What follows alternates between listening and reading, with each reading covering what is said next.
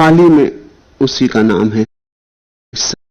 गौतम बुद्ध का सारा उपदेश, सारी देशना एक छोटे से शब्द में संग्रहित की जा सकती है। वह छोटा सा शब्द है स्मृति। पाली में उसी का नाम है सती, और बाद में मध्ययुगीन संतों ने उसी को पुकारा सुरति। स्मृति का अर्थ मेमोरी नहीं,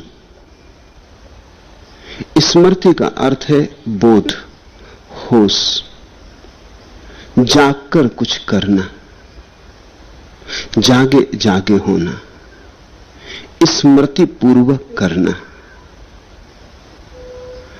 राह पर चलते हैं आप तो ऐसे भी चल सकते हैं कि चलने का जरा भी होश ना हो, ऐसे ही चलते। चलना यांत्रिक है, शरीर को चलना आ गया है। दफ्तर जाते हैं, घर आते हैं, रास्ता शरीर को याद हो गया है। कब बाएं मुड़ना बाएं मुड़ जाते हैं, कब दाएं मुड़ना दाएं मुड़ जाते हैं। अपना घर आ गया तो दरवाजा खटका देते, लेकिन इस सब के लिए कोई स्मृति रखने की जरूरत नहीं होती। यंत्रवत यह सब होता है, इसके लिए होशपूर्वक करने की कोई जरूरत नहीं मालूम होती। ऐसा हमारा पूरा जीवन 99% बेहोशी से भरा हुआ है। यही बेहोशी हमारा बंधन है। इसी बेहोशी के कारण हमारा बहुत बड़ा चैतन्य का हिस्सा अंधेरे में डूबा है। जैसे पत्थर डूबा हो पानी में और जरा सा टुकड़ा ऊपर उभरा हुआ दिखाई पड़ता हो, बड़ी चट्टान नीचे छिपी हो, ऐसा हमारा बड़ा मन तो अंधेरे में छिपा है। छोटा सा टुकड़ा ऊपर उभरा है, जिसे हम अपना मन कहते हैं, वो बहुत छोटा सा हिस्सा है, और जिसे हम पहचानते भी नहीं, हमारा ही मन, वो बहुत बड़ा हिस्सा है। फ्रायड उसे ही अचेतन मन कहता है। बुद्ध कहते हैं उस अचेतन मन को जब तक चेतन न कर लिया जाए, जब तक धीरे धीरे उस अचेतन मन का एक एक अंग प्रकाश से न भर जाए, तब तक तुम मुक्त न हो सकोगे। तुम्हारे भीतर जब चेतना का दिया पूरा जलेगा, तुम्हारे कोने कांतरों को सभी को आलोक से मंडित करता हुआ, तुम्हारे भीतर एक खंड भी न रह जाएगा अंधेरे में दबा, तुम परम प्रकाशित हो उठोगे। इस दशा को ही बुद्ध ने समाधि कहा है। समाधि जड़ता का नाम नहीं, समाधि बेहोश हो जाने का नाम नहीं। जो समाधि बेहोशी में ले जाती हो, उसे बुद्ध ने जड़ समाधि कहा है, उसे मूढ़ता कहा है। तुम समाधि में गिर पड़ो मूर्छित होके, तो बुद्ध उसे समाधि नहीं कहते। इसलिए बुद्ध की बात आधुनिक मनोविज्ञान को बहुत रुचती है। आधुनिक मनोविज्ञान भी उस जड़ समाधि को हिस्टेरिया कहेगा। वो बेहोशी है। तुमने जो थोड़ा सा होश था वह भी खो दिया। शांति मिलेगी उससे भी, क्योंकि उतनी देर के लिए बेहोश हो गए तो चिंता ना रही, उतनी देर के लिए सब विलुप्त हो गया। घंटे भर बाद जब तुम होश में आओगे तो तुम्हें लगेगा कि बड़ी शांति थी, लेकिन वैसी ही शांति जैसी गहरी नींद में हो जाती। पर गहरी नींद समाधि तो नहीं। समाधि और गहरी नींद में थोड़ा सा समानता है। इतनी समानता है कि गहरी नींद में भी सब शांत हो जाता है, समाधि में भी सब शांत हो जाता है, लेकिन गहरी नींद में शांत होता है चेतना के बुझ जाने के कारण, और समाधि में शांत होता है चेतना के पूरे जग जाने के कारण। इसे ऐसा समझो कि मनुष्य के जीवन में तब तक तनाव और बेचैनी रहेगी जब तक मनुष्य का कुछ हिस्सा चेतन और कुछ अचेतन। तो विपरीत दिशाओं में आदमी भागता है, चेतन और अचेतन। अचेतन अपनी तरफ खींचता, चेतन अपनी तरफ खींचता। इस रस्सा कसी में आदमी की चिंता पैदा होती, संताप पैदा होता, एंग्विश पैदा होता है। चेतन की माने तो अचेतन नाराज हो जाता है, अचेतन की माने तो चेतन नाराज हो जाता है। अचेतन की माने तो चेतन बदला लेता है, चेतन की माने तो अचेतन बदला लेता है। जैसे समझो, एक सुंदर स्त्री जा रही राह से और तुम्हारा मन लोभायमान हो गया, तुम कामातुर हो गए। ये अचेतन से आ रहा, ये तुम्हारी पशुता का हिस्सा है। ये उस जगत की खबर है जब न कोई नीति थी, न कोई नियम थे। ये उस चैतन्य की खबर है जैसा पशुओं के पास है। जो भला लगा, जैसा भला लगा, कोई उत्तरदायित्व न था। अचेतन कहता है इस स्त्री को भोग लो, चेतन कहता है नहीं, नीति है, मर्यादा है, अनुशासन है, तुम विवाहित हो, तुम्हारे बच्चे हैं। अब अगर तुम चेतन की मानो तो अचेतन बदला लेता है। अचेतन दुखी होता है, तिलमिलाता है, परेशान होता है, तुम उदास हो जाते हो। इसलिए पति उदास दिखाई पड़ते हैं, पत्नियां उदास दिखाई पड़ती हैं। अचेतन बदला लेता है। तुम किसी तरह अचेतन को दबा के उसकी छाती पे बैठ जाते हो, कहते हो नहीं ये ठीक नहीं, ये करने योग्य नहीं इसलिए नहीं करेंगे, ये कर्तव्य नहीं इसलिए नहीं करेंगे। मगर भीतर बात तो उठ गई है, भीतर वासना तो जग गई है। तुम दबा के बैठ जाओगे, तुम सांप के ऊपर बैठ गए, लेकिन सांप भीतर जिंदा है और कुल बुलाएगा, सपनों में सताएगा। रात जब नींद में सो जाओगे तब शायद ही किसी को अपनी पत्नी का सपना आता हो, दूसरे की स्त्रियों के सपने आते, शायद ही अपने पति का सपना आता हो।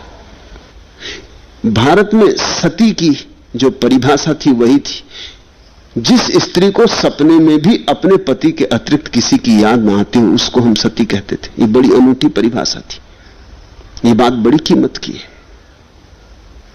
सपने में कसौटी है, जागने में ना आती हो ये कोई बड़ी बात नहीं, क्योंकि जागने में तो हम संभाल के बैठे रहते, चेतन को मान के चलते हैं, अचेतन को पीछे धकाए रहते हैं, उसे अंधेरे में डाले रखते। असली कसौटी तो तब है जब नींद में भी पर की याद ना आए। नींद में कैसे दबाओगे? नींद में तो तुम हो ही नहीं, तुम तो सो गए, तुम तो बेहोश हो, दबाने वाला मौजूद ना रहा, लड़ने वाला मौजूद ना रहा। तो नींद में तो जो अचेतन है वो खुल के खेलेगा। दिन में हत्या करनी चाहिए थी, नहीं कर पाए, रात नींद में हत्या कर दोगे। दिन में चोरी करनी चाहिए थी, नहीं कर पाए, नीति थी, धर्म था, नरक था, स्वर्ग था, साधु संत थे, रुक गए, प्रतिष्ठा थी। लेकिन रात नींद में न तो न साधु संत है, न शास्त्र है, न स्वर्ग है, न नरक है, अचेतन पूरा मुक्त है। और ये अचेतन कभी कभी चेतन में भी धक्के मारेगा, अगर अवसर मिल जाए तो धक्के मारेगा। इसलिए सारी दुनिया में हमने इसकी व्यवस्था की कि आदमी को अनैतिक होने का अवसर न मिले, तभी वो नैतिक रहता है। समझो कि जो दूसरी स्त्री तुम्हें प्रीति कर लग गई, ये जंगल में तुम्हें मिले, न पूना के रास्ते पर मिले, जंगल में मिले जहां दूर दूर तक मीलों तक कोई नहीं, तुम दोनों ही अकेले हो, तब अपने को रोकना कठिन हो जाएगा।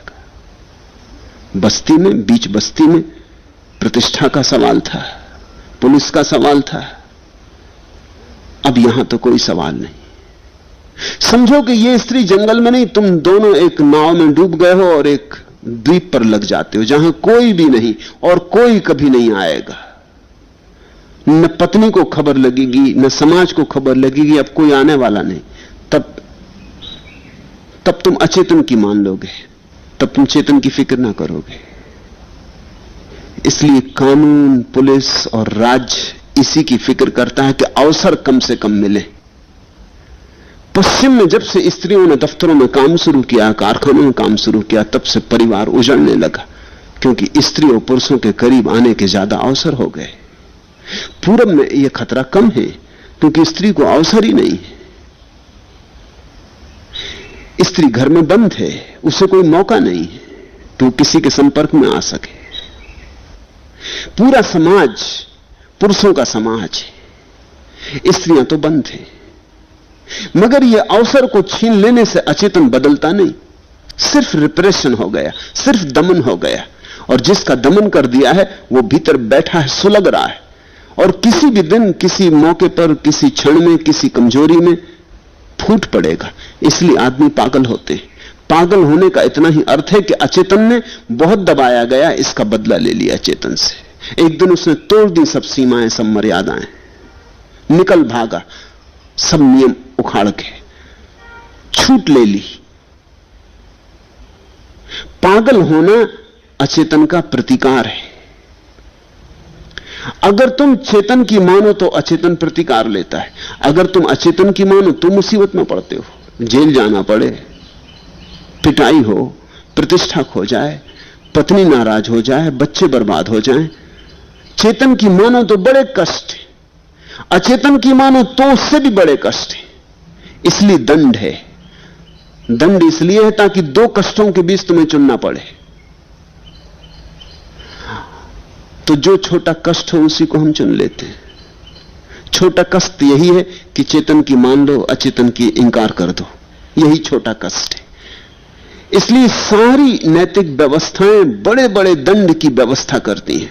हजारों साल नरक में सड़ाए जाओगे, अंगारों में सेके जाओगे, जलते कढ़ाओं में डाले जाओगे, और न मालूम कितने काल तक पीड़ा भोगनी पड़ेगी जरा सी बात के लिए कि दूसरी स्त्री की तरफ काम वासना की दृष्टि से देख लिया, कि दूसरे के धन खोने की, चोरी की वासना उठ गई। और अदालतें हैं और कानून है, वो सब तैयार बैठे कि तुम मानो अचेतन की और तुम्हें दंड दें। वो सब चेतन की सेवा में लगे। ये मनुष्य की स्थिति है।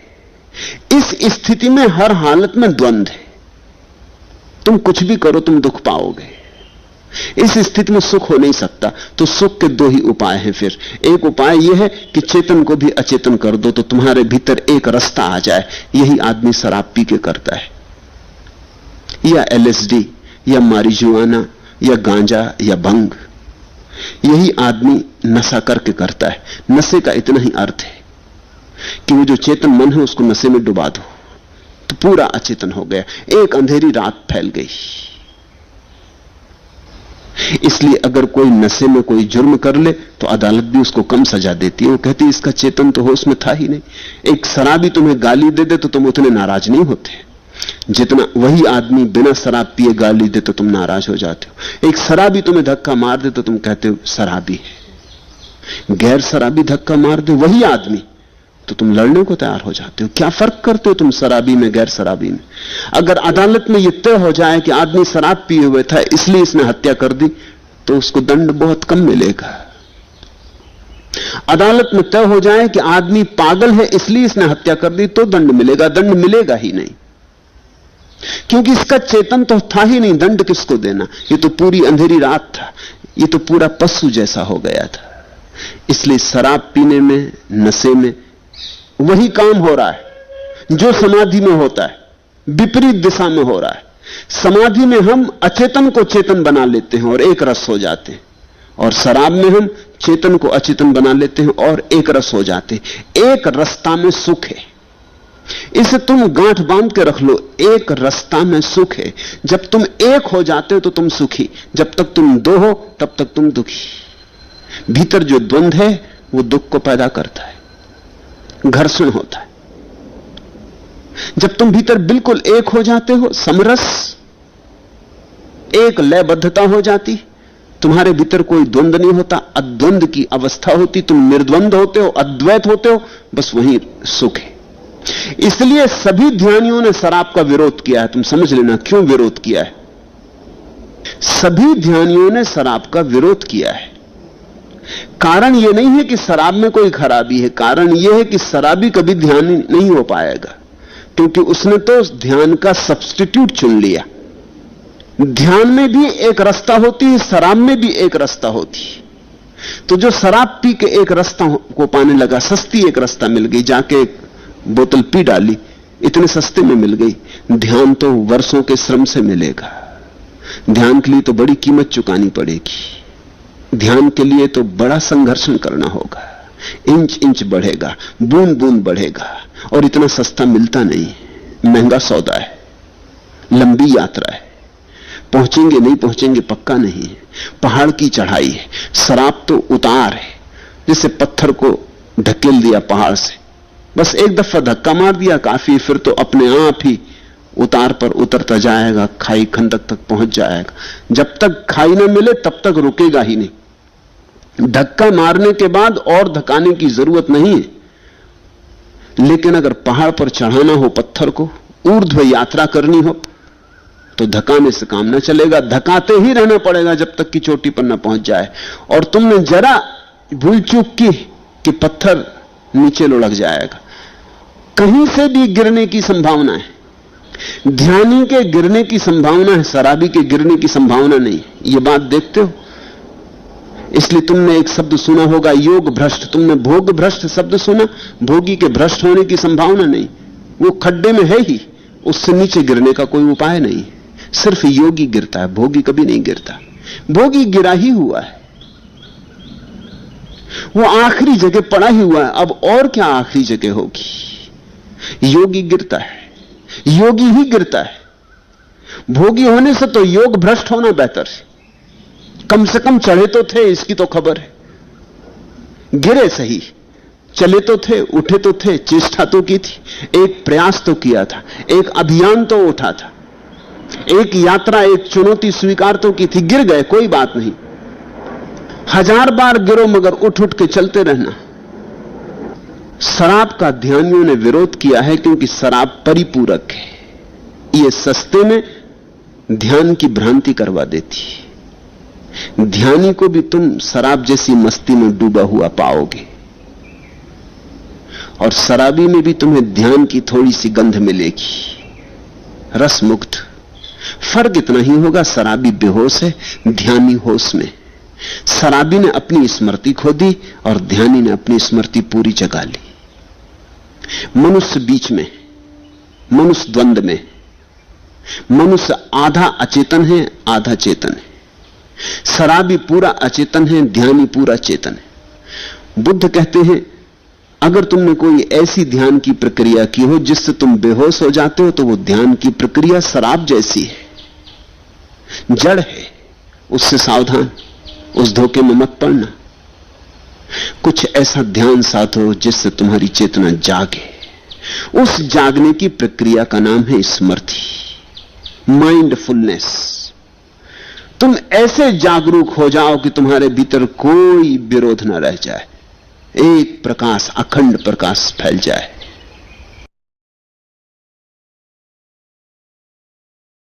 तिलक के संबंध में समझने के पहले